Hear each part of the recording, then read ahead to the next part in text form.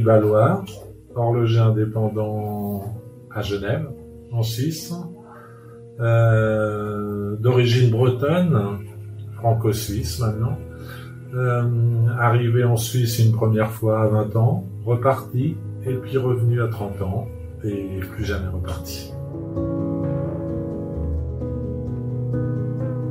Faire l'école d'horlogerie, c'était la première étape de ma carrière.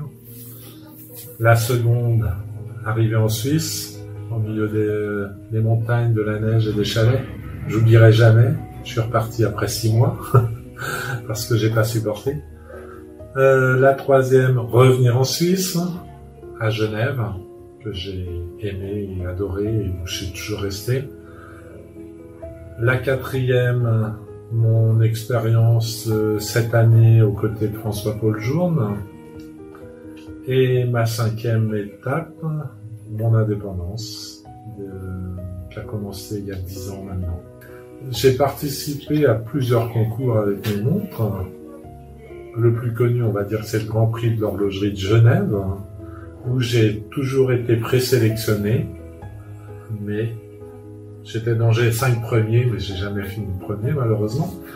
Et quand j'ai créé l'Upside Down, sans le savoir, 6 mois après, on m'a appelé pour me dire que j'avais gagné un prix à un concours qui s'appelait à l'époque la montre de l'année. C'était du même niveau que le Grand Prix de l'horlogerie. Et ça faisait 6 mois que j'avais lancé ma première montre. Et ça a été la super reconnaissance qui m'a aussi boosté dès le début de ma carrière comme indépendant. Surtout dans ce cas précis de la montre de l'année, qui était un concours en fait auquel vous saviez même pas que vous participiez, puisque c'était tous des gens passionnés d'horlogerie, ou qui travaillent dans l'horlogerie, ou journalistes dans l'horlogerie, qui eux de leur côté sélectionnaient les montres qui leur semblaient différentes ou qui leur tapaient à l'œil, et qui venaient vous dire après, ben tiens, quelqu'un dans le jury a vu ta montre, il l'a proposé à tout le jury a craqué, tout le monde a trouvé ça génial, et ben voilà, t'as le prix spécial du jury. Et ça, c'est excellent. Ce que je retiens de ce concours, surtout, c'est que c'est un concours gratuit. Vous payez pas pour y participer. Donc ça veut dire que quel horloger que vous soyez, riche ou pauvre, vous pouvez participer et vous pouvez gagner. Et sinon, un concours qui m'a beaucoup marqué, bon là j'ai le truc, c'est le Best of Best Award, mais en Chine. Et ça, c'était magnifique aussi. Ils m'ont appelé en disant, venez en Chine, on a vu votre montre, c'est génial. On veut participer à un de nos concours et où j'ai remporté un très beau prix chez eux d'ailleurs. Alors que j'ai pas cherché à les rencontrer ni à les côtoyer pour quoi que ce soit. Donc ça veut dire qu'on vous voit. Vous savez pas, vous êtes indépendant, vous n'avez pas la presse pour parler de vous, pour communiquer, vous n'avez pas de page publicitaire nulle part, et pourtant, vous êtes là et vous pouvez être reconnu et on fait attention à vous. Honnêtement, j'ai pas prévu de m'inscrire à quel concours que ce soit maintenant. Mais c'est vrai qu'en début de carrière, ça peut être une bonne aide pour se faire connaître. Donc en début de carrière, je dirais à quelqu'un oui. Et peut-être en fin de carrière, pour faire parler de lui tous les ans, il paye et puis voilà, il va faire la page de quelques magazines promotionnels et ça continuera de parler de lui. Mais quand vous participez à un concours, que vous avez une montre, que dans ce concours vous avez à côté 180 montres autres, moi personnellement quand je regarde les montres, je me dis mais elle est super celle-là. Puis celle-là aussi, elle est super, mais celle-là aussi, elle est géniale.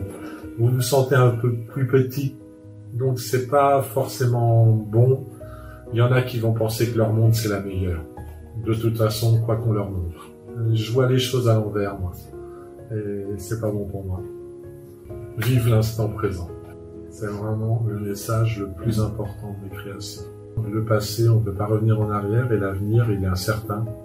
Alors il faut profiter de chaque instant qui passe et au moment où il passe. L'Upside Down, j'adore. Il n'y a qu'une aiguille, voire deux quand il y a la petite seconde. Le message, il est tellement clair, il passe tellement bien. Et la complication qui est derrière est magnifique, alors que devant on la voit pas. Donc tout est dans la subtilité.